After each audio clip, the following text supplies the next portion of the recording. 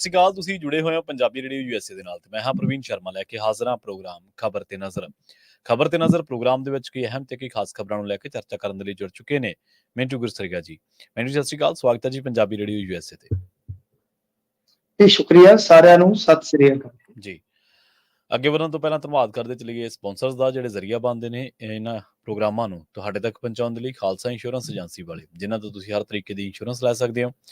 Insurance ਬਾਰੇ ਪਤਾ ਕਰਨ ਦੇ ਲਈ ਇਹਨਾਂ ਦਾ ਨੰਬਰ ਹੈ 468-272-2500। ਇਹ 1992 ਤੋਂ ਲਗਾਤਾਰ ਇੰਸ਼ੋਰੈਂਸ ਬਿਜ਼ਨਸ ਦੇ ਵਿੱਚ ਸ਼ਾਨਦਾਰ ਸੇਵਾਵਾਂ ਦੇ ਰਹੇ ਨੇ ਤੇ ਅਮਰੀਕਾ ਭਰ ਦੇ ਵਿੱਚ ਇੰਸ਼ੋਰੈਂਸ ਕਰਦੇ ਨੇ। ਇੰਸ਼ੋਰੈਂਸ ਬਾਰੇ ਜਾਣਕਾਰੀ ਲੈਣ ਦੇ ਲਈ, ਪਾਲਿਸੀ ਕਰਵਾਉਣ ਦੇ ਲਈ ਅੱਜ ਹੀ ਕਾਲ ਕਰੋ 468-272-2500 ਤੇ। ਟਰਕੀਅਨ ਇਮੀਗ੍ਰੇਸ਼ਨ ਲਾ ਫਰਮ ਵਾਲੇ ਜੇ ਟਰਕੀਅਨ ਟੌਨੀ ਟਰਕੀਅਨ ਦੇ ਨਾਲ ਤੁਸੀਂ US ਇਮੀਗ੍ਰੇਸ਼ਨ ਬਾਬਤ ਕੋਈ ਵੀ ਸਲਾਹ ਕਰਨੀ ਹੈ, ਕੋਈ ਵੀ ਸਵਾਲ ਪੁੱਛਣਾ ਤੇ ਇਹਨਾਂ ਦਾ ਨੰਬਰ ਹੈ 415-909-0503। ਕ੍ਰਿਸ਼ਨ ਧਨੋਟਾ ਯੂਬਾ ਸਿਟੀ, ਬਲਜਿੰਦਰ ਸਿੰਘ ਨੇ ਜਰੂਰਲੈਂਡ, ਪਰਮਜੀਤ ਕੌਰ ਰੰਗੀ ਵੈਕਾਵਿਲ, ਪ੍ਰਿਤਪਾਲ ਸਿੰਘ ਸਿੱਧੂ ਫਰੈਜ਼ਨੋ, GN ਲੀਵ ਵਾਲੇ ਟਰੱਕ ਵਾਸ਼ ਕਰਦੇ ਨੇ, ਆਇਲ ਚੇਂਜ ਕਰਦੇ ਨੇ, 에ਅਰ ਬ੍ਰੇਕਾਂ ਦਾ ਕੰਮ ਤਸੱਲੀ ਬਖਸ਼ ਕਰਵਾ ਸਕਦੇ ਹੋ। ਨਵੇਂ ਪੁਰਾਣੇ ਟਾਇਰ ਵੀ ਇਹਨਾਂ ਤੋਂ ਮਿਲਦੇ ਨੇ। ਲੋਕੇਸ਼ਨ ਸੈਂਤਾਨੀਲਾ ਦੀ ਨਿਮਾ ਸੋਤਾ ਦੇ ਨਾਲ ਗੱਲ ਕੀਤੀ ਜਾ ਸਕਦੀ ਹੈ 209-277-0113 ਤੇ। ਜਸਵਿੰਦਰ ਸਿੰਘ, ਨਛੱਤਰ ਕੌਰ ਨਾਗਰਾ ਰੋਜ਼ਵੈਲ, ਚਰਨ ਸਿੰਘ ਸੁਖਵਿੰਦਰ ਢਾਲੀਵਾਲਾ ਐਰੀਜ਼ੋਨਾ ਤੇ ਇੰਟਰਲਿਪ ਟਰੱਕ ਸਟਾਪ ਵਾਲੇ। ਇਹਨਾਂ ਸਾਰੇ ਹੀ ਸਪਾਂਸਰਸ ਦਾ ਬਹੁਤ-ਬਹੁਤ ਧੰਨਵਾਦ। ਤੇ ਜੇਕਰ ਤੁਸੀਂ ਵੀ ਪੰਜਾਬੀ ਰੇਡੀਓ USA ਦੇ ਇਹਨਾਂ ਪ੍ਰੋਗਰਾਮਾਂ ਨੂੰ ਸਪਾਂਸਰ ਕਰਨਾ ਚਾਹੁੰਦੇ ਹੋ ਤਾਂ ਸਟੂਡੀਓ ਦਾ ਨੰਬਰ ਹੈ 468-272-5200। ਅੱਜ ਦਾ ਇਹ ਖਬਰ ਤੇ ਨਜ਼ਰ ਪ੍ਰੋਗਰਾਮ ਸਾਲ 2024 ਦੀ 30 ਮਈ ਦਾ ਪ੍ਰੋਗਰਾਮ ਹੈ ਤੇ ਦਿਨ ਅੱਜ ਵੀਰਵਾਰ ਹੈ।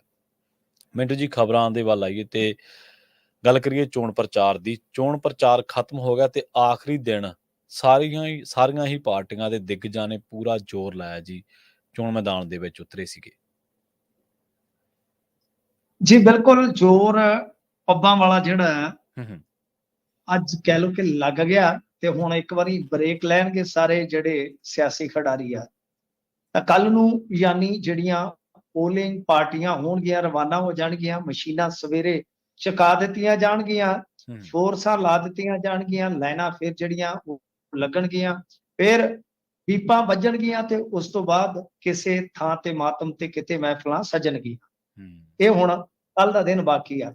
ਰਾਘਵ ਚੱਡਾ ਸੱਚਖੰਡ ਡੇਰਾ ਬੱਲਾਂ ਦੇ ਵਿੱਚ ਮੱਥਾ ਟੇਕਣ ਗਏ, ਸੰਤ ਨਿਰੰਜਨ ਦਾਸ ਦੇ ਦਰਬਾਰ ਦੇ ਵਿੱਚ ਹਾਜ਼ਰੀ ਲਗਾਈ।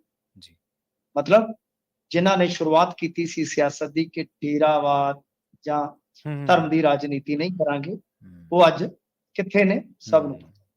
ਇਸ ਤੋਂ ਇਲਾਵਾ ਪ੍ਰਧਾਨ ਮੰਤਰੀ ਇੱਥੇ ਪਹੁੰਚੇ ਹੁਸ਼ਿਆਰਪੁਰ। ਉਹਦੀ ਆਪਾਂ ਸ਼ਾਇਦ ਪਹਿਲਾਂ ਵੀ ਚਰਚਾ ਕੀਤੀ ਹੋਵੇਗੀ ਕਿ ਹੁਸ਼ਿਆਰਪੁਰ ਦੇ ਵਿੱਚ ਪ੍ਰਾਈਮ ਮਿਨਿਸਟਰ 30 ਤਰੀਕ ਨੂੰ ਰੈਲੀ ਕਰਨਗੇ। ਤਾਂ ਇਹ ਜਿਹੜੀ ਉਹਨਾਂ ਦੀ ਰੈਲੀ ਸੀਗੀ, ਇਹ ਸਾਰੀ ਜਿਹੜੀ ਇੰਡੀਆ ਦੀ ਸਮੁੱਚੀ ਕੰਪੇਨ ਸੀ ਉਹਨਾਂ ਦੀ, ਤਾਂ ਇਹ ਆਖਰੀ ਰੈਲੀ ਸੀ।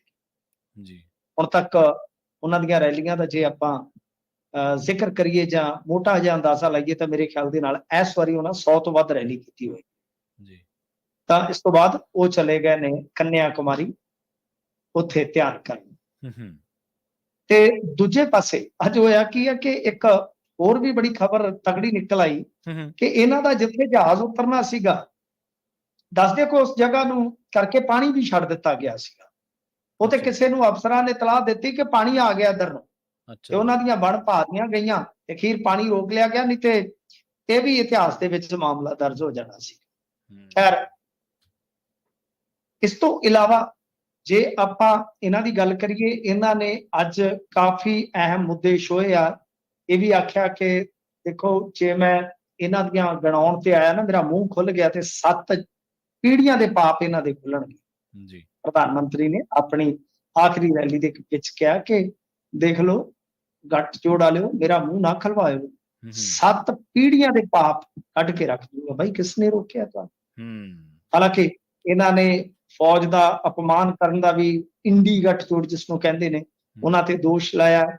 ਇਸ ਤੋਂ ਇਲਾਵਾ ਭ੍ਰਿਸ਼ਟਾਚਾਰ ਦੇ ਵਿੱਚ ਕਹਿੰਦੇ ਕਿ ਡਬਲ PhD ਕੀਤੀ ਇਹਨਾਂ ਨੇ। ਤੇ ਇਸ ਤੋਂ ਇਲਾਵਾ ਇਹਨਾਂ ਨੇ 84 ਦੇ ਕਤਲੇਆਮ ਦਾ ਜ਼ਿਕਰ ਕੀਤਾ ਕਿ ਸਿੱਖਾਂ ਨੂੰ ਟਾਇਰ ਬੰਨ ਕੇ ਸਾੜਿਆ ਗਿਆ ਸੀਗਾ। ਉਦੋਂ ਇਹਨਾਂ ਨੂੰ ਸੰਵਿਧਾਨ ਦੀ ਨਹੀਂ ਸੁਝੀ, ਹੁਣ ਇਹ ਸੰਵਿਧਾਨ ਦੀਆਂ ਗੱਲਾਂ ਪੈ ਕਰਦੇ ਆ। ਮਤਲਬ ਕਿ ਆਖਰੀ ਜੋ ਇਹਨਾਂ ਦੀ ਰੈਲੀ ਸੀਗੀ ਉਹਦੇ ਵਿੱਚ, ਕਿਉਂਕਿ ਇੱਕ ਦਲਿਤ ਪ੍ਰਭਾਵਿਤ ਏਰੀਆ ਹੈ, ਦਲਿਤ ਦੇ ਪ੍ਰਭਾਵ ਵਾਲਾ, ਤਾਂ ਉੱਥੇ ਇਹਨਾਂ ਨੇ ਸੰਵਿਧਾਨ ਦਾ ਵੀ ਜ਼ਿਕਰ ਕੀਤਾ ਵਿਸ਼ੇਸ਼ ਤੌਰ ਤੇ। ਇਸ ਤੋਂ ਇਲਾਵਾ ਅੱਜ ਯੋਗੀ ਪਹੁੰਚੇ ਆ ਲੁਧਿਆਣੇ ਦੇ ਵਿੱਚ। ਇੱਥੇ ਤੁਹਾਨੂੰ ਪਤਾ ਹੈ ਪ੍ਰਵਾਸੀਆਂ ਦੀ ਵੋਟ ਬਹੁਤ ਜ਼ਿਆਦਾ ਹੈ, ਤਾਂ ਉਹਨੂੰ ਕਿਤੇ ਨਾ ਕਿਤੇ ਨਾਲ ਜੋੜਨ ਵਾਸਤੇ ਯੋਗੀ ਨੂੰ ਉਚੇਚੇ ਤੌਰ ਤੇ ਬੁਲਾਇਆ ਗਿਆ ਉਹਨਾਂ ਨੇ ਕਿਹਾ ਕਿ ਕਾਂਗਰਸ ਅਤੇ ਆਪ ਦੋਵੇਂ ਚੋਰ ਆ, ਸਿਰਫ 48 ਘੰਟੇ ਕਿਤੇ ਮੈਨੂੰ ਮਿਲ ਜਾਣ ਤੇ ਪੰਜਾਬ ਦੇ ਮਾਫੀਆ ਦਾ ਸਫਾਇਆ ਕਰ ਦੇਵਾਂਗਾ। ਉਹਨੇ ਕਿਹਾ ਬਿੱਟੂ ਨੂੰ ਜਿਤਾਓ, ਬਲਡੋਜ਼ਰ ਮੈਂ ਘੱਲਦੇ ਨੇ, ਪਰਵਾਹ ਨਾ ਕਰੋ ਕਿਸੇ ਦਾ। ਤਾਂ ਇਸ ਤੋਂ ਇਲਾਵਾ ਜੇ ਤੁਸੀਂ ਵੇਖੋਗੇ ਤਾਂ ਰਾਹੁਲ ਗਾਂਧੀ ਆਏ ਨੇ ਇੱਥੇ, ਉਹਨਾਂ ਨੇ ਮੋਦੀ ਨੂੰ ਨਿਸ਼ਾਨੇ ਤੇ ਲਿਆ ਕੇ ਅਰਥ ਵਿਵਸਥਾ ਨੂੰ ਰੋਕਿਆ ਗਿਆ। ਰੈਲੀ ਦੇ ਵਿੱਚ ਇੱਕ ਔਰਤ ਬੋਲੀ ਹੈ ਕਿ ਨਸ਼ਾ ਬੰਦ ਕਰਵਾ ਦਿਓ, ਤੇ ਜਵਾਬ ਦੇ ਵਿੱਚ ਇਹਨਾਂ ਨੇ ਕਿਹਾ ਕਿ ਕਾਂਗਰਸ ਬਹੁਤ ਜਲਦੀ ਕਰੇਗੀ। ਵੈਸੇ ਇਹ ਭੁੱਲਣਾ ਨਹੀਂ ਚਾਹੀਦਾ ਕਿ 5 ਸਾਲ ਕਾਂਗਰਸ ਰਾਜ ਕਰਕੇ ਹੀ ਗਈ ਆ। ਇਸ ਤੋਂ ਇਲਾਵਾ ਅਕਾਲੀਆਂ ਨੇ ਵੀ ਅੱਜ ਅੰਤਲੇ ਦਿਨ ਪੂਰਾ ਜ਼ੋਰ ਲਾਇਆ। ਸੁਖਬੀਰ ਸਿੰਘ ਬਾਦਲ ਹੋਰੀ, ਮਜੀਠੀਆ ਹੋਰੀ, ਇਹ ਵੀ ਪ੍ਰਚਾਰ ਕਰਦੇ ਨਜ਼ਰ ਆਏ ਆ। ਤਾਂ ਕੁੱਲ ਮਿਲਾ ਕੇ ਪ੍ਰਚਾਰ ਬੰਦ ਹੋ ਚੁੱਕਾ ਹੈ, ਸ਼ਾਮੀ 5 ਵਜੇ ਤੱਕ ਤੇ ਪ੍ਰਚਾਰ ਰਹਿਣਾ ਸੀਗਾ। ਤਾਂ ਹੁਣ ਜੇ ਆਪਾਂ ਓਵਰਵਿਊ ਲਈਏ ਤਾਂ ਮੇਰੇ ਖਿਆਲ ਦੇ ਨਾਲ ਗੱਲ ਉੱਥੇ ਜੀ ਖਲੋਤੀ ਆ। ਜੇ ਆਪਾਂ ਇਲੈਕਸ਼ਨ ਦਾ ਓਵਰਵਿਊ ਵੇਖੀਏ ਤਾਂ ਉਹੀ ਹੈ ਜਿਹੜਾ 5-7 ਦਿਨ ਪਹਿਲਾਂ ਸੀ, ਯਾਨੀ ਬਹੁ-ਕੋਨੀ ਮੁਕਾਬਲਾ ਉਸੇ ਤਰ੍ਹਾਂ ਦਾ ਹੀ ਆ, ਕੋਈ ਬਹੁਤਾ ਜ਼ਿਆਦਾ ਬਦਲਾਅ ਨਹੀਂ ਆਇਆ। ਹਾਂ, ਇਹ ਆ ਕਿ ਕਾਂਗਰਸ ਆਪ ਦਾ ਕਈ ਥਾਈਂ ਸਿੱਧਾ ਮੁਕਾਬਲਾ, ਜਿਵੇਂ ਆਪਾਂ ਦੇਖ ਲਈਏ ਫਤਿਹਗੜ੍ਹ ਸਾਹਿਬ ਆ ਗਿਆ, ਫਿਰ ਜੇ ਆਪਾਂ ਦੇਖੀਏ ਤਾਂ ਕੁਝ ਥਾਵਾਂ ਹੋਰ ਨੇ, ਲੁਧਿਆਣਾ ਵੀ ਕੁਛ ਹੱਦ ਤੱਕ, ਅੰਮ੍ਰਿਤਸਰ, ਤੇ ਇਸ ਤਰ੍ਹਾਂ ਮਤਲਬ ਸੰਗਰੂਰ ਆ ਗਿਆ। ਤੇ ਇਸ ਤੋਂ ਇਲਾਵਾ ਜੇ ਗੱਲ ਕਰੀਏ ਕਾਂਗਰਸ ਤੇ ਸ਼੍ਰੋਮਣੀ ਅਕਾਲੀ ਦਲ ਦਾ, ਉਹ ਸਿੱਧਾ ਮੁਕਾਬਲਾ ਇੱਕ ਆ ਗਿਆ ਫਿਰੋਜ਼ਪੁਰ ਦੇ ਵਿੱਚ ਨਜ਼ਰ ਆ ਰਿਹਾ। ਆਪ ਤੇ ਅਕਾਲੀ ਦਲ ਦਾ ਮੁਕਾਬਲਾ ਬਠਿੰਡੇ 'ਚ ਨਜ਼ਰ ਆ ਰਿਹਾ। ਆਪ ਤੇ ਭਾਜਪਾ ਦਾ ਜਿੱਥੇ ਸਿੱਧਾ ਮੁਕਾਬਲਾ ਨਜ਼ਰ ਆ ਰਿਹਾ ਉਹ ਹੁਸ਼ਿਆਰਪੁਰ ਆ। ਕੁਝ ਹੱਦ ਤੱਕ ਆਪਾਂ ਫਰੀਦਕੋਟ ਦਾ ਵੀ ਕਹਿ ਲਈਏ। ਤੇ ਜੇ ਆਜ਼ਾਦ ਦਾ ਸਭ ਤੋਂ ਤਗੜਾ ਕਾਂਗਰਸ ਦੇ ਨਾਲ ਜਾਂ ਆਪ ਦੇ ਨਾਲ ਮੁਕਾਬਲਾ ਕਿਤੇ ਨਜ਼ਰ ਆ ਰਿਹਾ ਤਾਂ ਖਡੂਰ ਸਾਹਿਬ। ਸਿੱਧੀ ਟੱਕਰ ਜਿਹੜੀ ਆ ਉਹ ਲਗਾਤਾਰ ਬਦਲ ਰਹੀ, ਮਤਲਬ ਕਿ ਜਿੱਥੇ ਆਪਾਂ ਲੁਧਿਆਣਾ ਦੇਖਿਆ, ਕੁਛ ਹੱਦ ਤੱਕ ਫਰੀਦਕੋਟ ਵੀ ਹੈ, ਅੰਮ੍ਰਿਤਸਰ ਵੀ ਹੈ, ਪਟਿਆਲਾ ਵੀ ਹੈ, ਉਹ ਚੀਜ਼ਾਂ ਬਦਲਦੀਆਂ ਵੀ ਹੈ। ਤਾਂ ਗੱਲ ਉੱਥੇ ਜੇ ਖਲੋਤੀ ਹੈ ਕਿ ਕਾਂਗਰਸ ਤੇ ਆਮ ਆਦਮੀ ਪਾਰਟੀ, ਦੇਖੋ ਇਹ ਆਪਸ ਚ ਕਿੰਨੀਆਂ ਜਿੱਤਦੇ ਆ। ਕਾਂਗਰਸ ਦਾ ਹੱਥ ਉੱਤੇ ਨਜ਼ਰ ਆ ਰਿਹਾ, ਉਹਦਾ ਇੱਕ ਕਾਰਨ ਆ। ਕਾਰਨ ਇਹ ਆ ਕਿ ਕਾਂਗਰਸ ਸ਼ਹਿਰਾਂ ਤੇ ਪਿੰਡਾਂ ਦੇ ਵਿੱਚ ਬਰੋਬਰ ਜੇ ਤੁਰੀ ਆਉਂਦੀ। ਆਮ ਆਦਮੀ ਪਾਰਟੀ ਪਿੰਡਾਂ 'ਚ ਠੀਕ ਠਾਕ ਹੋ ਸਕਦੀ ਹੈ, ਪਰ ਸ਼ਹਿਰਾਂ ਦੇ ਵਿੱਚ ਕਾਰੋਬਾਰੀ ਉਹਨਾਂ ਤੋਂ ਬਹੁਤ ਬਾਜ਼ਾਰ ਬੰਦ ਹੋ ਜਾਂਦੇ ਆ। ਅੱਜ ਵੀ ਸੰਗਰੂਰ ਦੇ ਵਿੱਚ ਉਹਨਾਂ ਨੇ ਬਹੁਤ ਜ਼ਿਆਦਾ ਇਤਰਾਜ਼ ਜਤਾਇਆ। ਇਹਨਾਂ ਦਾ ਆਪਣਾ ਸ਼ਹਿਰ ਹੈ, ਕੁਝ ਬਾਜ਼ਾਰ ਬੰਦ ਕਰਵਾਏ ਗਏ, ਦੁਕਾਨਾਂ ਬੰਦ ਕਰਨੀਆਂ ਪਈਆਂ। ਤਾਂ ਮਤਲਬ ਕਿ ਉਹ ਵਪਾਰੀ ਵਰਗ ਖੁਸ਼ ਨਹੀਂ। ਤਾਂ ਕੁਝ ਥਾਵਾਂ ਤੇ ਭਾਜਪਾ ਨੁਕਸਾਨ ਕਰ ਰਹੀ ਹੈ ਆਮ ਆਦਮੀ ਪਾਰਟੀ ਦਾ। ਸੋ ਇਸ ਵਾਸਤੇ ਇਹ ਗੱਠਜੋੜ ਜਿਹੜਾ ਇਹ ਓਵਰਆਲ ਤਾਂ ਠੀਕ ਠਾਕ ਰਹੇਗਾ ਜੀ। ਯਾਨੀ ਜਦੋਂ ਇੰਡੀਆ ਗੱਠਜੋੜ ਦੀਆਂ ਸੀਟਾਂ ਕੱਢੀਆਂ ਜਾਣਗੀਆਂ ਪੰਜਾਬ ਦੇ ਵਿੱਚੋਂ ਤਾਂ ਇਹ ਦੋ ਕੁ ਭਾਵੇਂ ਛੱਡਣ ਕਿਸੇ ਦੂਜੇ ਵਾਸਤੇ, ਬਾਕੀ ਇਹ ਆਪਸ ਦੇ ਵਿੱਚ ਵੰਡਣਗੇ। ਕਹਿ ਲਓ ਇੱਕ ਅੱਧ ਦੋ ਕਾਂਗਰਸ ਹੋ ਸਕਦਾ ਵੱਧ ਲੈ ਜਾਵੇ। ਤਾਂ ਕੁੱਲ ਮਿਲਾ ਕੇ ਇਹੋ ਜਿਹਾ ਹੀ ਓਵਰਵਿਊ ਹੈ ਇਸ ਵੇਲੇ ਤੱਕ। ਤਾਂ ਬਾਕੀ ਹੁਣ ਵੇਖੋ ਕੀ ਬਣਦਾ। ਪ੍ਰਚਾਰ ਖਤਮ ਹੋ ਚੁੱਕਾ ਹੈ। ਤੇ ਸੇਖੋਂ ਤੇ ਖਹਿਰਾ ਹੋ ਗਏ ਕਹਿੰਦੇ ਆਮੋ ਸਾਹਮਣੇ ਜੀ। ਹਾਂਜੀ ਦੇਖੋ, ਸੇਖੋਂ ਤੇ ਖਹਿਰਾ ਦਾ ਜਿਹੜਾ ਇਹ ਆਪਸ ਦੇ ਵਿੱਚ ਹੈ ਸਿੱਧਾ ਤਾਂ ਨਹੀਂ ਹੈ।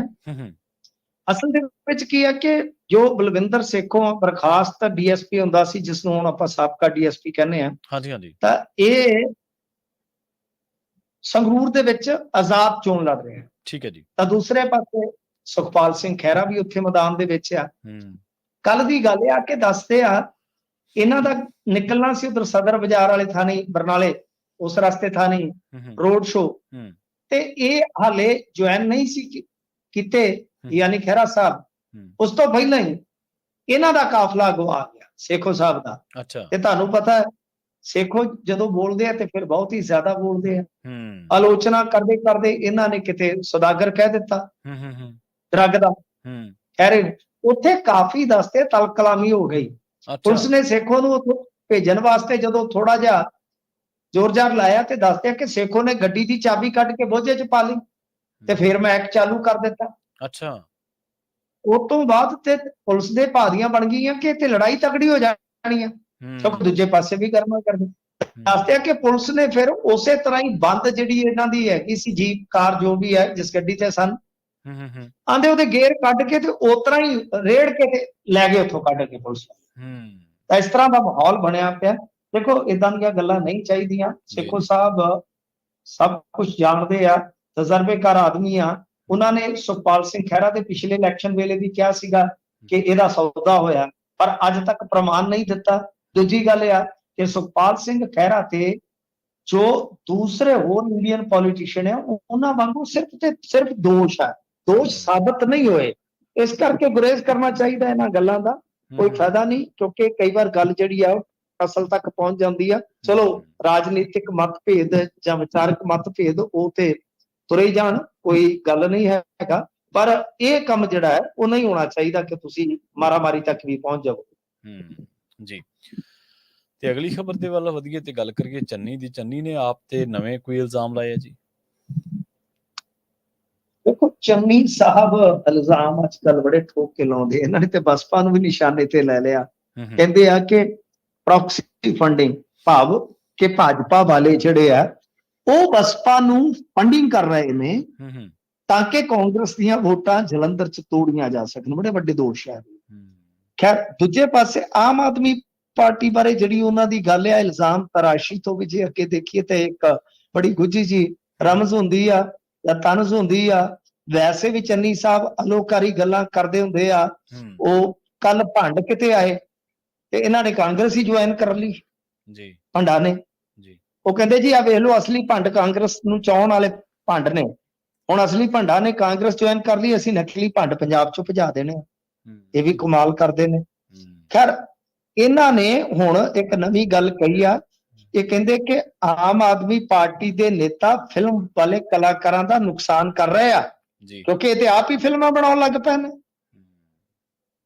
ਤੇ ਗੱਲ ਇਹ ਆ ਕਿ ਇਹ ਇਸ ਤਰ੍ਹਾਂ ਦੀਆਂ ਗੱਲਾਂ ਜਿਹੜੀਆਂ ਉਹ ਭਾਜਪਾ ਵਾਲਿਆਂ ਨੇ ਵੀ ਕੀਤੀਆਂ, ਜੇ ਪ੍ਰਧਾਨ ਮੰਤਰੀ ਨੇ ਵੀ ਇਹਦਾ ਜ਼ਿਕਰ ਕੀਤਾ ਹੈ। ਨੱਡਾ ਸਾਹਿਬ ਆਏ ਸਨ, ਜਿਨ੍ਹਾਂ ਦਾ ਨਾਮ ਆਪਾਂ ਭੁੱਲ ਗਏ, ਤਾਂ ਉਹਨਾਂ ਨੇ ਵੀ ਇਹ ਜਿਹੜੀ ਤਥਾ ਕਥਿਤ ਵੀਡੀਓ ਹੈ ਇੱਕ ਮੰਤਰੀ ਦੀ, ਉਹਦਾ ਜ਼ਿਕਰ ਕੀਤਾ। ਸੋ ਇਹ ਵੀਡੀਓ ਵਾਲਾ ਮਾਮਲਾ ਜਿਹੜਾ ਉਹ ਕਾਫੀ ਭਖਿਆ, ਤੇ ਇਸ ਭਖੇ ਮਾਹੌਲ ਦੇ ਵਿੱਚ ਚੰਨੀ ਸਾਹਿਬ ਨੇ ਵੀ ਕਹਿ ਲਓ ਕਿ ਤੀਰ ਨਿਸ਼ਾਨੇ ਤੇ ਲਾਇਆ ਜੀ। ਤੇ ਨਰੇਸ਼ ਗੁਜਰਾਲ ਦਾਅਵਾ ਕਰ ਰਿਹਾ, ਕਹਿੰਦੇ ਜੇ ਗੱਠਜੋੜ ਹੁੰਦਾ ਤਾਂ ਸਾਡੀਆਂ 11 ਸੀਟਾਂ ਆਉਣੀਆਂ ਸੀ। ਹੁਣ ਦੇਖੋ ਪ੍ਰਵੀਨ ਜੀ, ਜੇ ਤੇ ਗੱਲ ਖੜੀ ਆ, ਉਹ ਗੱਲ ਦਾ ਕੋਈ ਵਜ਼ਨ ਨਹੀਂ ਹੁੰਦਾ। ਹੁਣ ਜੇ ਹੱਥ ਆਉਣ ਵਾਲੀ ਗੱਲ ਹੀ ਨਹੀਂ ਹੈਗੀ ਜੀ। ਤੇ ਇਹਨਾਂ ਨੇ ਇੱਕ ਇੰਟਰਵਿਊ ਦੇ ਦੌਰਾਨ ਕਿਹਾ ਹੈ, ਜਦੋਂ ਇਹਨਾਂ ਨੂੰ ਸਵਾਲ ਕੀਤਾ ਗਿਆ ਕਿ ਬਈ ਤੁਸੀਂ ਭਾਜਪਾ ਦੇ ਨਾਲ ਗੱਠਜੋੜ ਕਰਨ ਚ ਕਿਉਂ ਨਹੀਂ ਕਾਮਯਾਬ ਹੋਏ, ਤਾਂ ਇਹਨਾਂ ਦਾ ਕਹਿਣਾ ਸੀਗਾ ਕਿ ਸਾਡੇ ਅੰਦਰ ਇੱਕ ਫੀਲਿੰਗ ਤੇ ਸੀ ਕਿ ਭਾਜਪਾ ਤੇ ਬਈ RSS ਦੇ ਜਿਹੜਾ ਗੁਰਦੁਆਰਿਆਂ ਦੇ ਵਿੱਚ ਦਖਲ ਹੈ, ਕੋਸ਼ਿਸ਼ਾਂ ਕਰ ਰਹੀਆਂ ਹਨ, ਤੇ ਇਹ ਕਹਿੰਦੇ ਕਿ ਕੰਟਰੋਲ ਲੈ ਲਿਆ ਹਜ਼ੂਰ ਸਾਹਿਬ ਦਾ, ਪਟਨਾ ਸਾਹਿਬ ਕੰਟਰੋਲ ਲੈ ਲਿਆ, ਹਰਿਆਣੇ ਦੀ SGPC ਵੱਖ ਕਰ ਦਿੱਤੀ, ਦਿੱਲੀ ਤੋੜ ਦਿੱਤਾ। ਸੋ ਉਹ ਕਹਿੰਦੇ ਕਿ ਫਿਰ ਇਹ ਕਿਤੇ ਨਾ ਕਿਤੇ ਪਰੇਸ਼ਾਨੀ ਦਾ ਸਬਬ ਬਣ ਗਿਆ ਜੀ। ਤੇ ਭਾਈ ਸਾਡੇ ਮੁੱਦੇ ਜਿਹੜੇ ਬੁਨਿਆਦੀ ਤੌਰ ਤੇ ਇਹੀ ਰਹਿਣਗੇ, ਜੇ ਕਿਤੇ ਕੱਲ ਨੂੰ ਸਾਡਾ ਕੋਈ ਸਬਬ ਬਣਦਾ, ਅਨਕੰਡੀਸ਼ਨਲ ਸਪੋਰਟ ਜਿਹੜੀ ਆ ਉਹ ਨਹੀਂ ਹੋ ਸਕਦੀ। ਮਤਲਬ ਉਹਨਾਂ ਨੇ ਗਾਂ ਵੀ ਸਾਫ਼ ਕਰ ਦਿੱਤਾ ਹੈ ਕਿ ਜੇਕਰ ਬਈ ਸਾਡੀ ਕੋਈ ਭਾਈਵਾਲੀ ਬਣਦੀ ਆ ਭਵਿੱਖ ਦੇ ਵਿੱਚ, ਦੇਖੋ ਮੈਂ ਤੁਹਾਨੂੰ ਇੱਕ ਚੀਜ਼ ਕਹਿ ਦੇਵਾਂ, ਮੈਂ ਹਮੇਸ਼ਾ ਤੁਹਾਨੂੰ ਇੱਕ ਗੱਲ ਕਹਿੰਦਾ ਆਇਆ ਕਿ ਦਿੱਲੀ 'ਚ ਇੱਕ ਆਗੂ ਬੈਠਾ ਅਕਾਲੀ ਦਲ ਦਾ, ਦਿੱਲੀ 'ਚ ਇੱਕ ਆਗੂ ਬੈਠਾ, ਬਹੁਤ ਵਾਰੀ ਮੈਂ ਕਿਹਾ ਹੋਏਗਾ, ਕੋਈ ਗੱਲ ਕਰ ਰਿਹਾ, ਉਹ ਇਹ ਸ਼ਖਸ ਅੱਜ ਮੈਂ ਡਿਸਕਲੋਜ਼ ਕਰ ਦਿੰਦਾ ਜੀ, ਕਿਉਂਕਿ ਗੱਠਜੋੜ ਦੀ ਜਿੰਨੀ ਬੁਣਤੀ ਬੁਣੀ ਜਾ ਰਹੀ ਸੀਗੀ ਉਹ ਉੱਥੋਂ ਹੀ ਬੁਣੀ ਜਾ ਰਹੀ ਸੀ ਦਿੱਲੀ 'ਚ। ਜੋ ਅਮਿਤ ਸ਼ਾਹ ਨੇ ਗੱਲ ਕਹੀ ਸੀ ਕਿ ਸਾਡੀ ਗੱਲਬਾਤ ਚੱਲ ਰਹੀ ਹੈ, ਹੁਣ ਉਦੋਂ ਨੇਤਾ ਤੇ ਇੱਥੇ ਪੰਜਾਬ ਬਚਾਓ ਯਾਤਰਾ ਕਰ ਰਹੇ ਸਨ ਅਕਾਲੀ ਨੇਤਾ, ਤਾਂ ਗੱਲਬਾਤ ਕਿਹਦੇ ਨਾਲ ਚੱਲ ਰਹੀ ਸੀ? ਬਿਲਕੁਲ ਸਹੀ। ਅੱਛਾ, ਦੂਜੀ ਗੱਲ ਇਹਨਾਂ ਨੇ ਇਹ ਭਵਿੱਖਬਾਣੀ ਕੀਤੀ ਆ ਕਿ ਜੇਕਰ ਅਸੀਂ ਗੱਠਜੋੜ ਕਰਨ ਦੇ ਵਿੱਚ ਕਾਮਯਾਬ ਹੁੰਦੇ ਤੇ 13 ਚੋਂ 11 ਸੀਟਾਂ ਘੱਟੋ ਘੱਟ ਸਾਨੂੰ ਜ਼ਰੂਰ ਮਿਲ ਜਾਂਦੀਆਂ ਜੀ। ਤਾਂ ਕਹਿੰਦੇ ਕਿ ਬਈ ਜੇ ਅਗਲੀ ਵਾਰ ਅਸੀਂ ਮਿਲੀ ਜੁਲੀ ਸਰਕਾਰ ਬਣਾਉਣੇ, ਤਾਂ ਫਿਰ ਮੈਂ ਕਹਿੰਦਾ ਕਿ ਜੇ ਅਸੀਂ ਮਿਲੇ ਹੁੰਦੇ ਤਾਂ ਗੱਠਜੋੜ ਹੋਇਆ ਹੁੰਦਾ ਤਾਂ ਫਿਰ 13 ਚੋਂ 11 ਸੀਟਾਂ ਇਕੱਲੇ ਸਾਨੂੰ ਹੁੰਦੀ। ਤਾਂ ਇਹ ਵੇਖੋ ਇਹਨਾਂ ਦਾ ਕੈਲਕੂਲੇਸ਼ਨ ਹੈ, ਪਰ ਮੈਂ ਸਮਝਦਾ ਕਿ ਜੇ ਇਸੇ ਤਰ੍ਹਾਂ ਹੀ ਹੁੰਦਾ ਤਾਂ ਕੱਲ ਹੀ ਸ਼ਾਇਦ ਹੋਰ ਵੀ ਕਸੂਤੇ ਫਸਦੇ, ਕਿਉਂਕਿ ਭਾਜਪਾ ਫਿਰ ਸਾਰਾ ਦਾਰੋਮਦਾਰ ਪਿੰਡਾਂ ਦਾ ਕਾਲੀਆਂ ਤੇ ਛੱਡਦੀ ਜੀ, ਤੇ ਕਾਲੀ ਅੱਜ ਦੇ ਭਾਜਪਾ ਵਾਲੇ ਵਿਰੋਧ ਵਾਲੀ ਪੋਜੀਸ਼ਨ ਚ ਹੋਊਗੀ। ਸੋ ਇਸ ਵਾਸਤੇ ਇਹ ਮੋٹے ਤੌਰ ਤੇ ਵੋਟਾਂ ਦਾ ਸਮੀਕਰਨ ਲਾ ਲੈਣਾ, ਪਰ ਪ੍ਰਚਾਰ ਉਸ ਹੱਦ ਤੱਕ ਖੁੱਲ ਕੇ ਨਾ ਹੋਣਾ। ਦੋਏ ਚੀਜ਼ਾਂ ਅਲੱਗ-ਅਲੱਗ ਆ। ਤਾਂ ਗੁਜਰਾਲ ਸਾਹਿਬ ਇਹਨਾਂ ਦੇ ਥਿੰਕ ਟੈਂਕ ਦੇ ਵਿੱਚੋਂ ਆ, ਮਹਾਰਥੀ ਬੰਦੇ ਆ, ਪਰ ਜੋ ਕਹਿ ਰਹੇ ਕਿ 13 ਚੋਂ 11 ਅਸੀਂ ਜਿੱਤ ਜਾਂਦੇ, ਹਾਂ ਚੰਗਾ ਪ੍ਰਦਰਸ਼ਨ ਕਰਦੇ, ਸੀਟਾਂ ਦੀ ਗਿਣਤੀ ਵੀ ਵਧੀਆ ਹੋ ਸਕਦੀ ਸੀ, ਪਰ ਮੇਰਾ ਮੰਨਣਾ ਕਿ 13 ਚੋਂ 11 ਨਹੀਂ, ਤੇ ਉਹ ਤਾਂ ਬਹੁਤ ਜ਼ਿਆਦਾ ਅੰਕੜਾ ਹੋ ਜਾਂਦਾ। ਠੀਕ ਆ, ਕੋਈ ਕਹਿ ਸਕਦੇ ਆਪਾਂ ਕਿ 54 ਸੀਟਾਂ ਦੀ ਉਮੀਦ ਹੋ ਸਕਦੀ ਸੀਗੀ, ਪ੍ਰਦਰਸ਼ਨ ਅੱਛਾ ਹੋ ਸਕਦਾ ਸੀਗਾ, ਪਰ ਇਹ ਨਹੀਂ ਹੈਗਾ ਕਿ ਤੁਸੀਂ ਹੁਣ ਇਹ ਕਹੋ ਕਿ 13 ਚੋਂ 11, ਕਿਉਂਕਿ ਇਸ ਵਾਰ ਵੋਟ ਜਿਹੜੀ ਪੈ ਰਹੀ ਆ ਨਾ, ਤੁਹਾਨੂੰ ਇੱਕ ਸਿੱਧੀ ਹੋਰ ਗੱਲ ਦੱਸ, ਉਹ ਵਿੱਚ ਵਿਚਾਲਾ ਵਾਲਾ ਕੰਮ ਨਹੀਂ ਹੈਗਾ। ਕਈ ਜਿਹੜੇ ਜਾਗਰੂਕ ਵੋਟਰ ਆ ਉਹ ਸਿੱਧਾ ਕਹਿੰਦੇ ਆ ਕਿ ਵੋਟ ਜਾਂ ਤਾਂ ਇੱਧਰ ਤੇ ਜਾਂ, ਮਤਲਬ ਕਿ ਆਮ ਆਦਮੀ ਪਾਰਟੀ ਜਾਂ ਅਕਾਲੀ ਦਲ, ਇਹਨਾਂ ਦੋ ਨੂੰ ਕਿਉਂ ਪਾਉਣੀ, ਸਿੱਧੀ ਪਾਵਾਂਗੇ, ਜਾਂ ਤਾਂ ਮੋਦੀ ਨੂੰ ਪਾਵਾਂਗੇ ਜਾਂ ਕਾਂਗਰਸ ਨੂੰ। ਇਹ ਮਾਹੌਲ ਬਣਿਆ। ਜਿਹੜਾ ਪੜ੍ਹਿਆ ਲਿਖਿਆ ਵੋਟਰ ਉਹ ਕਹਿੰਦਾ ਕਿ ਜੇ ਡਿਸਾਈਡ ਹੀ ਕਰਨਾ ਕਿ ਕੌਣ, ਤਾਂ ਫਿਰ ਵਿੱਚ ਵਿਚੋਲੇ ਪਾਉਣ ਦੀ ਕੀ ਜ਼ਰੂਰਤ ਆ, ਕੱਲ ਨੂੰ ਪਤਾ ਨਹੀਂ ਕਿਹਨੇ ਕਿਹਦੀ ਝੋਲੀ 'ਚ ਜਾਣਾ। ਤਾਂ ਜੋ ਆਪੋਜੀਟ ਆਈਡੀਓਲੋਜੀ ਆ, ਜਿਹੜੀਆਂ ਕਹਿ ਲਓ ਕਿ ਵਿਚਾਰਕ ਫੋਰਸਸ ਸ਼ੁਰੂ ਤੋਂ ਵੱਖ-ਵੱਖ ਧੁਰਿਆਂ ਤੇ ਲੜ ਰਹੀਆਂ, ਤਾਂ ਚੁਣੋ। ਤਾਂ ਇਹ ਵੀ ਇੱਕ ਆਵਾਜ਼ ਹੈ। ਸੋ ਖੈਰ ਗੁਜਰਾਲ ਸਾਹਿਬ ਨੇ ਚੰਗੀਆਂ ਗੱਲਾਂ ਕਹੀਆਂ ਨੇ, ਉਹਨਾਂ ਨੇ ਨਾਲ ਇਹ ਵੀ ਵੇਖ ਲਓ ਕਹਿ ਦਿੱਤਾ ਕਿ ਜੇ ਭਵਿੱਖ ਦੇ ਵਿੱਚ ਕੋਈ ਗੱਲ ਬਣਦੀ ਹੈ ਤਾਂ ਫਿਰ ਉੱਥੇ ਕੰਮ ਸਾਰਾ ਜਿਹੜਾ ਉਹ ਬੇਸ਼ਰਤ ਨਹੀਂ ਹੋਏਗਾ, ਉੱਥੇ ਬਾਸ਼ਰਤ ਹੋਏਗਾ, ਬੇਸ਼ਰਤ ਨਹੀਂ ਹੋਏਗਾ। ਮਤਲਬ ਕਿ ਸ਼ਰਤਾਂ ਦੇ ਤਹਿਤ ਅਸੀਂ ਸਪੋਰਟ ਕਰਾਂਗੇ ਜੇ ਕੱਲ ਨੂੰ ਲੋੜ ਪਈ ਮੋਦੀ ਹੋਰਾਂ ਜੀ। ਤੇ ਲੁਧਿਆਣਾ ਦੇ ਵਿੱਚ ਸਮਾਜ ਸੇਵੀ ਤੇ ਕੇਸ ਦਰਜ ਹੋ ਗਿਆ ਜੀ। ਦੇਖੋ ਇਹ ਕੋਈ ਪੋਸਟ ਦਾ ਰੌਲਾ ਹੈ। ਬੀਬੀ ਰਜਿੰਦਰਪਾਲ ਕੌਰ ਸ਼ੀਨਾ ਜਿਹੜੇ ਆ, ਉਹਨਾਂ ਦੇ ਪਤੀ ਦੇਵ ਨੇ ਇਹ ਸ਼ਿਕਾਇਤ ਦਰਜ ਕਰਵਾਈ ਆ ਕਿ ਇਹ ਕੋਈ ਸ਼ੁਕਲਾ ਨਾਂ ਦਾ ਵਿਅਕਤੀ ਹੈ ਜਿਸਨੇ ਭੱਦੀ ਸ਼ਬਦਾਵਲੀ ਇਸਤੇਮਾਲ ਕੀਤੀ ਆ। ਦੇਖੋ ਗੱਲ ਇਹ ਆ ਕਿ ਆਲੋਚਨਾ ਜਿਹੜੀ ਆ ਉਹ ਮਰਿਆਦਕ ਹੋਣੀ ਚਾਹੀਦੀ ਆ। ਆਲੋਚਨਾ ਦਾ ਮਤਲਬ ਇਹ ਨਹੀਂ ਹੈ, ਬੋਲਣ ਦੀ ਆਜ਼ਾਦੀ ਦਾ ਮਤਲਬ ਇਹ ਨਹੀਂ ਹੈ ਕਿ ਤੁਸੀਂ ਕਿਸੇ ਦੀ ਕਿਰਦਾਰਕੁਸ਼ੀ ਕਰੋ। ਪਰ ਗੱਲ ਇਹ ਆ ਕਿ ਉਹ ਪੋਸਟ ਦੇ ਵਿੱਚ ਕੀ ਲਿਖਿਆ ਮੈਂ ਤੇ ਪੜ੍ਹਿਆ ਨਹੀਂ। ਜੇ ਪੜ੍ਹਿਆ ਹੋਵੇ ਜਾਂ ਬੰਦੇ ਨੇ ਵੇਖਿਆ ਹੋਵੇ ਫਿਰ ਹੀ ਆਪਾਂ ਕੋਈ ਵਿਆਖਿਆ ਕਰ ਸਕਦੇ ਹਾਂ ਕਿ ਇਹ ਕਿਸ ਤਰ੍ਹਾਂ ਦੀ ਹੈ। ਪਰ ਅੱਜ ਕੱਲ ਸ਼ਿਕਾਇਤਾਂ ਦਰਜ ਕਰਵਾਉਣ ਦਾ ਰੁਝਾਨ ਤੁਹਾਨੂੰ ਪਤਾ ਬਹੁਤ ਜ਼ਿਆਦਾ ਹੋਇਆ ਪਿਆ। ਵੈਸੇ ਚਲੋ ਪੁਲਿਸ ਦਾ ਕੰਮ ਹੈ ਦੇਖਣਾ, ਜਾਂ ਜੁਡੀਸ਼ਰੀ ਦੇਖੇ ਹੁਣ ਕਿ ਬਣਦਾ ਮਾਮਲਾ ਕਿ ਨਹੀਂ। ਪਰ ਇਸੇ ਬੀਬੀ ਦੀ ਪਿਛਲੇ ਦਿਨੀ ਇੱਕ ਕਥਿਤ ਆਡੀਓ ਵਾਇਰਲ ਹੋਈ, ਉਹਦੇ ਵਿੱਚ ਬੀਬੀ ਸਿੱਧਾ ਹੀ ਕਹਿ ਰਹੀ ਆ ਕਿ ਪੱਪੀ ਇੱਕ ਕਮਜ਼ੋਰ ਇਹਨਾਂ ਨੇ ਕੈਂਡੀਡੇਟ ਦੇ ਦਿੱਤਾ ਤੇ ਬਿੱਟੂ ਦੇ ਨਾਲ ਮਾਨ ਦੀ ਯਾਰੀ ਹੈ। ਤਾਂ ਉਸ ਤੋਂ ਬਾਅਦ ਇਹਨਾਂ ਨੇ, ਜਿਨ੍ਹਾਂ ਨੇ ਵੀਡੀਓ ਵਾਇਰਲ ਕੀਤੀ, ਸ਼ਰੇਆਮ ਪ੍ਰੈਸ ਕਾਨਫਰੰਸ ਕਰਕੇ ਉਹਨਾਂ ਤੇ ਕੋਈ ਮੁਕੱਦਮਾ ਜਾਂ ਉਹਨਾਂ ਤੇ ਕੋਈ ਸ਼ਿਕਾਇਤ ਦਰਜ ਨਹੀਂ ਕਰਵਾਈ। ਜੀ ਜੀ, ਜੇ ਉਹ ਆਡੀਓ ਝੂਠੀ ਹੈ ਤੇ ਤੁਹਾਨੂੰ ਉਹਨਾਂ ਤੇ ਵੀ ਮੁਕੱਦਮਾ ਜਾਂ ਸ਼ਿਕਾਇਤ ਪਾਉਣੀ ਚਾਹੀਦੀ ਸੀ। ਤੇ ਜੇ ਉਹ ਕਥਿਤ ਆਡੀਓ ਪੁਖਤਾ ਹੈ, ਸੱਚੀ ਹੈ, ਤੇ ਫਿਰ ਪਾਰਟੀ ਨੇ ਅਨੁਸ਼ਾਸਨਾਤਮਕ ਕਮੇਟੀ ਦਾ ਜਿਹੜਾ ਕੋਈ ਗਠਨ ਕੀਤਾ ਤੇ ਉਹ ਕਾਦੇ ਵਾਸਤੇ ਕੀਤਾ? ਮਿਰਚਾਂ ਕੁੱਟਣ ਵਾਸਤੇ। ਜੀ, ਤਾਂ ਸਿੱਧੇ ਤੌਰ ਤੇ ਹੀ ਇਹ ਸਾਰਾ ਕੁਝ ਜਿਹੜਾ ਤੁਸੀਂ ਕਰਵਾ ਰਹੇ ਹੋ, ਕਰ ਰਹੇ ਹੋ। ਤਾਂ ਇਹੋ ਜਿਹੀਆਂ ਕਹਾਣੀਆਂ ਬਣੀਆਂ ਪਈਆਂ ਕਿ ਜੇ ਕੋਈ ਆਲੋਚਨਾ ਕਰਦਾ ਹੈ, ਹਾਂ ਆਲੋਚਨਾ ਮਿਆਰੀ ਹੋਵੇ, ਮੈਨੂੰ ਲੱਗਦਾ ਕਿ ਉਹਦੇ ਤੇ ਤਾਂ ਕਾਰਵਾਈ ਨਹੀਂ ਹੋਣੀ ਚਾਹੀਦੀ। ਪਰ ਜੇ ਕੋਈ ਆਲੋਚਨਾ ਕਰਦਾ ਹੈ ਤਾਂ ਸਿੱਧਾ ਇਹਨਾਂ ਦੇ ਨਿਸ਼ਾਨੇ ਤੇ ਆ ਜਾਂਦਾ ਹੈ। ਜਿਹਦੇ ਤੇ ਸ਼ਿਕਾਇਤ ਨਹੀਂ ਕਰ ਸਕਦੇ ਉਹਨੂੰ ਪਰੋਲ ਕਰ ਦਿੰਦੇ ਨੇ, ਜਿਹਦੇ ਤੇ ਕਾਰਵਾਈ ਕਰਵਾਉਣੀ ਹੋਵੇ ਕਾਰਵਾਈ ਕਰਵਾ ਦਿੰਦੇ ਆ। ਪਰ ਜੋ ਆਪਣੀਆਂ ਨੇ ਉਹਨਾਂ ਤੋਂ ਕਹਿ ਲਓ ਕਿ ਪਾਸਾ ਵੱਟ ਕੇ ਲੰਘ ਜਾਂਦੇ। ਜੀ ਜੀ, ਤੇ ਮੈਨੂੰ ਜੀ ਗੱਲ ਕਰੀਏ ਖੱਟੜ ਦੀ ਧਮਕੀ ਤੇ ਵਿਵਾਦ ਪੈਦਾ ਹੋ ਗਿਆ ਜੀ। ਇਹ ਹੈ ਹੀ ਇਹਨਾਂ ਦੀ ਜਿਹੜੀ ਕਹਿ ਲਓ ਕੈਫੀਅਤ ਹੀ ਇਸ ਤਰ੍ਹਾਂ ਦੀ ਹੈ, ਇਹਨਾਂ ਦੀ ਮਾਨਸਿਕਤਾ ਹੀ ਇਸ ਤਰ੍ਹਾਂ ਦੀ ਹੈ। ਤੇ ਖੱਟੜ ਪਹਿਲਾਂ ਵੀ ਬਹੁਤ ਸਾਰੇ ਵਿਵਾਦਾਂ ਦੇ ਵਿੱਚ ਰਿਹਾ ਹੈ। ਅੱਜ ਇਹਨੇ ਇੱਕ ਬਿਆਨ ਦਿੱਤਾ ਸੀਗਾ, ਕਹਿੰਦਾ ਕਿ ਅਫਸਰਾਂ ਨੂੰ ਕਿ ਕੋਈ ਗੱਲ ਨਹੀਂ, 4 ਤੋਂ ਬਾਅਦ ਸਾਡਾ ਹੀ ਟਾਈਮ ਆਉਣਾ ਨਾ, ਫਿਰ ਤੁਹਾਨੂੰ ਵੇਖਦੇ। ਉਹ ਅੱਛਾ, ਮਤਲਬ ਕਿ ਇਹ ਤੇ ਸਿੱਧੀ ਧਮਕੀ, ਗੁੰਡਿਆਂ ਵਾਲੀ ਭਾਸ਼ਾ, ਗੁੰਡਿਆਂ ਵਾਲੀ ਭਾਸ਼ਾ, ਬਿਲਕੁਲ ਗੁੰਡਿਆਂ ਵਾਲੀ ਹੈ। ਕੰਮ ਹੀ ਇਹਨਾਂ ਦਾ ਇਹ ਆ, ਧੌਣ 'ਚ ਗੋਡਾ ਰੱਖ ਲੈਂਦੇ ਨੇ ਬਸ। ਵੀ ਗੱਲ ਇਹ ਆ ਕਿ ਤੁਹਾਡਾ ਟਾਈਮ ਜਿਹੜਾ ਹੈ ਉਹ ਤੇ ਬੀਤ ਚੁੱਕਿਆ। ਖੱਟਰ ਸਾਹਿਬ, ਮੋਦੀ ਸਾਹਿਬ ਕਹਿੰਦੇ ਅਸੀਂ ਇੱਕੋ ਦਰੀ ਤੇ ਸੌਂਦੇ ਸੀ ਜੀ, ਤੇ ਅਗਲੇ ਦਿਨ ਉਹਨਾਂ ਨੇ ਉਹ ਦਰੀ ਖਿੱਚ ਲਈ, ਤੁਹਾਨੂੰ ਤੇ ਮਾਰਿਆ ਪੂੰਝੇ। ਸੀਟ ਤੁਹਾਡੀ ਫਸ ਗਈ ਆ। ਤੁਸੀਂ ਆਪ ਦਾ ਸੋਚੋ ਕੀ ਧਮਕੀਆਂ ਦੇਣੀਆਂ। ਬਾਕੀ ਜੇ ਅਫਸਰਾਂ ਨੇ ਸਹੀ ਕੀਤਾ ਕੁਛ ਤੇ ਤੁਹਾਨੂੰ ਕਿਉਂ ਵੱਟ ਚੜਦਾ, ਜੀ। ਕਿਉਂ ਵੱਟ ਚੜਦਾ? ਤੇ ਜੇ ਕੋਈ ਗਲਤ ਕੀਤਾ ਤੇ ਫਿਰ ਤੁਸੀਂ ਧਮਕੀ ਕਾਹਤੋਂ ਦਿੰਦੇ ਹੋ? ਕਾਰਵਾਈ ਕਰਨੀ ਤੁਹਾਡੇ ਅਧਿਕਾਰ ਖੇਤਰ 'ਚ ਹੈ ਨਾ। ਹੂੰ, ਇਹ ਜਿਹੜਾ ਖੱਟਰ ਦਾ ਅੱਜ ਵਿਵਾਦਤ ਬਿਆਨ ਆ, ਹੂੰ, ਇਹ ਮੰਨਿਆ ਜਾ ਰਿਹਾ ਕਿ ਵੋਟਾਂ ਦੀ ਗਿਣਤੀ ਤੋਂ ਪਹਿਲਾਂ ਕਰਮਚਾਰੀਆਂ ਤੇ ਦਬਾਅ ਬਣਾਉਣ ਦਾ ਹੀ ਹੈ। ਬਿਲਕੁਲ ਸਹੀ, ਤਾਂ ਬਿਲਕੁਲ। ਹੁਣ ਕਰਮਚਾਰੀਆਂ ਨੇ ਕਿਹਾ ਕਿ ਬਈ ਇਹ ਬਹੁਤ ਗਲਤ ਆ, ਹੂੰ, ਸਾਨੂੰ ਸਿੱਧੇ ਤੌਰ ਤੇ ਧਮਕਾਇਆ ਜਾ ਰਿਹਾ ਤੇ ਤੁਸੀਂ ਸੋਚੋ ਕਿ ਕਿਸ ਤਰ੍ਹਾਂ ਅਸੀਂ ਕੰਮ ਕਰਦੇ ਹੋਵਾਂਗੇ। ਹੂੰ, ਹੁਣ ਉਹਨਾਂ ਨੇ ਇਲੈਕਸ਼ਨ ਕਮਿਸ਼ਨ ਆਫ ਇੰਡੀਆ ਦੇ ਕੋਲ ਦੱਸਿਆ, ਇਹਦੀ ਕੰਪਲੇਂਟ ਵੀ ਕਰ ਦਿੱਤੀ ਹੈ। ਤਾਂ ਬਿਲਕੁਲ ਕੰਪਲੇਂਟ ਹੀ ਨਹੀਂ, ਇਹਦੇ ਤੇ ਮੁਕੱਦਮਾ ਹੋਣਾ ਚਾਹੀਦਾ। ਇਹ ਪਹਿਲਾਂ ਵੀ ਬਕਵਾਸ ਬਹੁਤ ਕੀਤੇ ਆ, ਖੱਟਰ ਨੇ ਬੋਲਣ ਲੱਗਿਆ ਅੱਗਾ ਪਿੱਛਾ ਨਹੀਂ ਵੇਂਦਾ, ਪਰ ਇਹ ਤੇ ਸਿੱਧੀ ਗੁੰਡਿਆਂ ਵਾਲੀ ਧਮਕੀ ਦਿੱਤੀ ਸੂ ਕਿ ਬਾਈ 4 ਤਰੀਕ ਤੋਂ ਬਾਅਦ ਸਾਡਾ ਟਾਈਮ ਆਏਗਾ, ਫਿਰ ਵੇਨੇ ਆ ਤੁਹਾਨੂੰ। ਤੁਸੀਂ ਦੇਖ ਲਓ ਕਿ ਇਹ ਬੰਦੇ ਇੱਕ ਵਾਰੀ ਜਦੋਂ ਗੱਦੀ ਹਾਸਲ ਕਰਨੀ ਹੁੰਦੀ ਉਦੋਂ ਸੰਵਿਧਾਨ ਦੀ ਸਹੁੰ ਚੱਕਦੇ ਤੇ ਮੁੜ ਕੇ ਆਪ ਹੀ ਕਿਵੇਂ ਗੈਰ ਕਾਨੂੰਨੀ ਜਾਂ ਕਾਨੂੰਨ ਦੀ ਉਲੰਘਣਾ ਕਰਦੇ ਤੇ ਕਾਨੂੰਨ ਦੀਆਂ ਧੱਜੀਆਂ ਉਡਾਉਂਦੇ। ਜੀ ਬਿਲਕੁਲ ਬਿਲकुल। ਇਹ ਸੰਵਿਧਾਨ ਦੀ ਅਸਲੀ ਕਹਿ ਲਓ ਕਿ ਸਭ ਤੋਂ ਜ਼ਿਆਦਾ ਮਿਸਯੂਜ਼ਿੰਗ ਇਹੀ ਕਰਦੇ ਆ ਨਾ। ਉਹ ਆਂਦੇ ਹੁੰਦੇ ਲਾਅ ਮੇਕਰਸ ਹੀ ਸਭ ਤੋਂ ਵੱਡੇ ਲਾਅ ਬ੍ਰੇਕਰਸ ਹੁੰਦੇ ਲਾਅ ਆ। ਬ੍ਰੇਕਰਸ ਹੁੰਦੇ, ਬਿਲਕੁਲ ਸਹੀ ਜੀ। ਤੇ ਸਾਬਕਾ ਪ੍ਰਧਾਨ ਮੰਤਰੀ ਡਾਕਟਰ ਮਨਮੋਹਨ ਸਿੰਘ ਜੀ ਨੇ ਪੰਜਾਬੀਆਂ ਦੇ ਨਾਮ ਕੋਈ ਖੱਤ ਲਿਖਿਆ ਜੀ ਮਿੰਟੂ ਜੀ?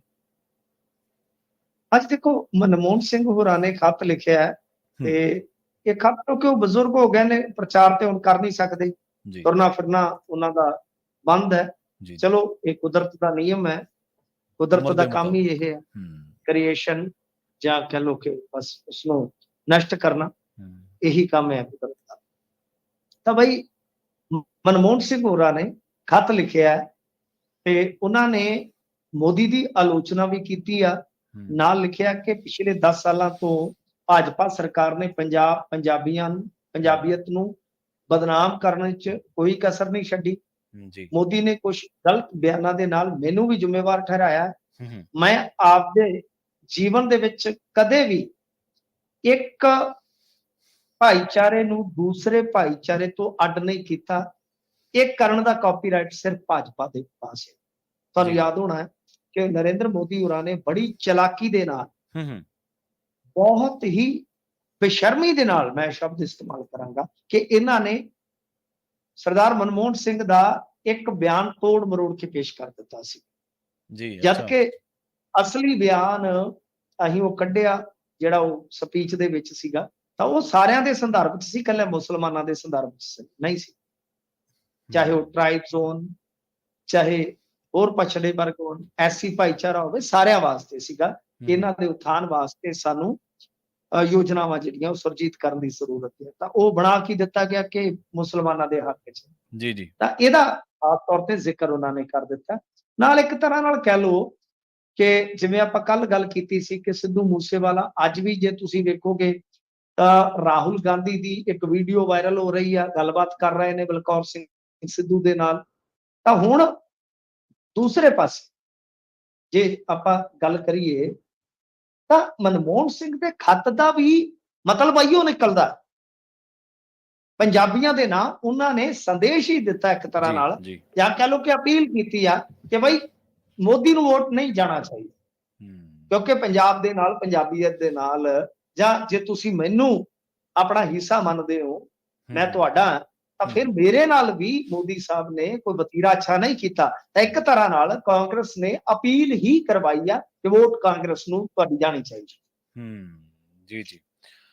ਉਹ ਕਈ ਵਾਰੀ ਨਾ ਮਿੰਟੂ ਜੀ ਕੋਈ ਬੰਦਾ ਜ਼ਿਆਦਾ ਸ਼ੋਰ ਮਚਾਉਂਦਾ ਹੁੰਦਾ ਤੇ ਕਈ ਵਾਰੀ ਕਿਸੇ ਦੀ ਚੁੱਪ ਵੀ ਬਹੁਤ ਕੁਝ ਬਿਆਨ ਕਰ ਜਾਂਦੀ ਹੈ। ਸੋ ਹਲੀਮੀ ਨਾਲ ਕਈ ਵਾਰੀ ਜਦੋਂ ਸ਼ੋਰ ਦੇ ਵਿੱਚ ਕੋਈ ਬੰਦਾ ਉੱਚੀ ਆਵਾਜ਼ ਦੇ ਵਿੱਚ ਗੱਲ ਕਰਦਾ ਨਾ, ਤੇ ਜਦੋਂ ਕੋਈ ਗੱਲ ਹਲੀਮੀ ਨਾਲ ਕਰਦਾ, ਉਹਦੀ ਗੱਲ ਦਾ ਕਈ ਵਾਰੀ ਜ਼ਿਆਦਾ ਵਜ਼ਨ ਬਣ ਜਾਂਦਾ। ਆਪਾਂ ਇਹ ਨਹੀਂ ਕਹਿੰਦੇ ਕਿ ਉਹਨਾਂ ਨੇ ਪੰਜਾਬੀਆਂ ਨੂੰ ਇੱਕ ਪਾਸੇ ਕਰ ਦੇਣਾ, ਉਹਨਾਂ ਦੀ ਲੀਕ ਨੇ, ਪਰ ਤੁਸੀਂ ਆਪਣੀ ਸੂਝ-ਬੂਝ ਤੇ ਸਿਆਣਪ ਦਾ ਵੀ ਕਈ ਮੰਚਾਂ ਦੇ ਉੱਤੇ ਇੱਕ ਤਰੀਕੇ ਨਾਲ ਪੇਸ਼ ਕਰ ਜਾਂਦੇ ਹੋ ਕਿ ਉਹ ਕਿਸ ਸ਼ਖਸੀਅਤ ਦਾ ਮਾਲਕ ਆ, ਫਲਾਨਾ ਜਿਹੜਾ ਸਾਹਮਣੇ ਖੜਾ, ਤੇ ਆਪਾਂ ਕਿਸ ਸ਼ਖਸੀਅਤ ਦੇ ਮਾਲਕ। ਉਹ ਤਾਂ ਮੋਦੀ ਸਾਹਿਬ ਦੀ ਸ਼ਖਸੀਅਤ ਦਾ ਦਰਸ਼ਨ ਕਿਸਨੇ ਨਹੀਂ ਕੀਤਾ। ਹਾਂਜੀ, ਹਾਂਜੀ। ਜਿਸ ਬੰਦੇ ਨੇ 2014 ਚ ਇਹ ਕਹਿਣਾ ਸਟਾਰਟ ਕਰ ਦਿੱਤਾ ਕਿ ਸਿਕੰਦਰ ਬਿਹਾਰ ਚ ਆਇਆ ਸੀਗਾ, ਉੱਥੇ ਹੀ ਪਤਾ ਲੱਗ ਗਿਆ ਸੀਗਾ। ਜਿਸ ਬੰਦੇ ਨੂੰ ਇਹ ਨਹੀਂ ਪਤਾ, ਉਹ ਤੇ ਇਹ ਕਹਿ ਰਿਹਾ ਕਿ ਗਾਂਧੀ ਦੀ ਪਛਾਣ ਜਿਹੜੀ ਸੀ ਪੂਰੀ ਦੁਨੀਆ ਚ ਫਿਲਮ ਕਰਕੇ ਹੋਈ, ਤੇ ਫਿਲਮ ਆਈ 1982 ਚ, ਤੇ ਉਦੋਂ ਪਹਿਲਾਂ ਦੁਨੀਆ ਦੇ ਵਿੱਚ ਅਬਦੁਲ ਗਫਾਰ ਖਾਨ ਦਾ ਨਾਂ ਸੀ ਸਰਹੱਦੀ ਗਾਂਧੀ, 50 ਵਿੱਚ, 60 ਵਿੱਚ ਮਾਰਟਿਨ ਲੂਥਰ ਕਿੰਗ ਦਾ ਨਾਮ ਇੱਥੇ ਤੁਸੀਂ US ਚ ਰਹਿੰਦੇ ਹੋ, ਕਿਤੇ ਹਾਂਜੀ ਪੁੱਛਿਓ ਪੁਰਾਣੇ ਇਤਿਹਾਸ ਨੂੰ ਖੋਲ ਕੇ। ਮਾਰਟਿਨ ਲੂਥਰ ਕਿੰਗ ਨੂੰ ਕੀ ਕਹਿੰਦੇ ਸਨ? ਅਮਰੀਕਨ ਗਾਂਧੀ। ਜੀ ਤੇ ਅਫਰੀਕਨ ਗਾਂਧੀ ਨੈਲਸਨ ਮੰਡੇਲਾ ਨੂੰ ਕਹਿੰਦੇ ਸਨ। ਜਿਸ ਬੰਦੇ ਨੂੰ ਇਹ ਨਹੀਂ ਪਤਾ ਕਿ ਮੂਵੀ ਜਿਹੜੀ ਆ ਉਹ ਤੇ ਬੈਨ ਕਿੰਗਸਲੇ ਨੇ ਬਣਾਈ ਆ, ਜਾਂ ਰਿਚਰਡ ਉਹ ਜਿਹੜਾ ਸੀਗਾ ਡਾਇਰੈਕਟਰ, ਇਹਨਾਂ ਨੇ ਬਣਾਈ 1982 ਚ। ਤਾਂ ਤੁਸੀਂ ਵੇਖੋ ਕਿ ਉਸ ਬੰਦੇ ਦੇ ਅਕਲ ਦਾ ਮਿਆਰ ਕੀ ਹੋਏਗਾ। ਜੀ ਜੀ ਜੀ ਤੇ ਜਿਹੋ ਜਿਹਾ ਮਿਆਰ ਆ ਉਹੋ ਜਿਹਾ ਹੀ ਅੱਗੋਂ ਗਾਂ ਉਹਦਾ ਸਤਿਕਾਰ ਆ ਜਿਹੜਾ ਉਹ ਕਿਸੇ ਨੂੰ ਦਿੰਦਾ ਜਾਂ ਕਿਸੇ ਤੋਂ ਲੈਂਦਾ। ਬਿਲਕੁਲ ਮਿੰਟੂ ਜੀ, ਇਹਨਾਂ ਖਾਸ ਖਬਰਾਂ ਤੇ ਖਾਸ ਜਾਣਕਾਰੀਆਂ ਦੇ ਲਈ ਤੁਹਾਡਾ ਬਹੁਤ ਬਹੁਤ ਧੰਨਵਾਦ।